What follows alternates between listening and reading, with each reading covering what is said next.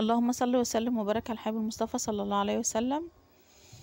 ازيكم يا حبايبي، عاملين ايه؟ يا رب تكونوا بألف خير. معانا حقنة بيكومب من اصعب حقن البيكومب. الحقن يعني حقنة البيكومب بتبقى صعبة وتقيلة، ولو خدتوها في العضل بتحس ان الريحة على طول بتطلع من البق.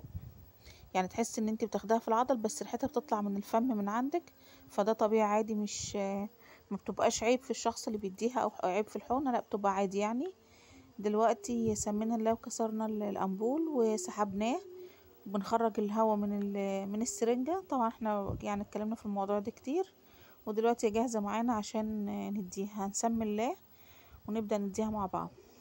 طبعا هنديها فين؟ هنديها في العضلة، الدراع طبعا بتبقى صعبة، بس لو انتي ما بتعرفيش تتحكمي تدي نفسك في العضلة الخلفية، فعضلة الدراع او عضلة الديلوتيد ماسلز بتبقى سهلة انك تتحكمي فيها وتدي نفسك كويس.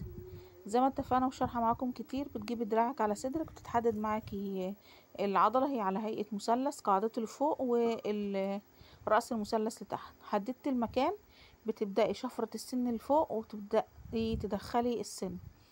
طبعا انا جايبة سن اطفال، فعادي ممكن تدخلي السن كله، تسحبي لورا، مفيش دم خرج، خلاص هي كده تم. تبدأي تحقني. الحقن بيبقى ببطء زي ما اتفقنا عشان تبدأ العضلة تمتص معاكي. طيب لو انتي بتحقني في مشكلة ان السرنجة متبقاش ماشية معاكي، زي ما انتم شايفين كده، ممكن تطلعي بالسن لبره شوية عادي، مفيش مشكلة. تطلعي بالسن شوية عادي لبره عشان خاطر تكملي الأنبول معاكي. والأنبول طبعا 2 ملي، ف يعني يعتبر حجم كبير شوية على العضلة، بس عادي بتمشي الدنيا، بتمشي عادي يعني. كده خلصناها اهي زي ما اتفقنا. بنديها ببطء، انتوا شايفينها يعني الفيديو مش مبطئاه، هي ماشيه ببطء.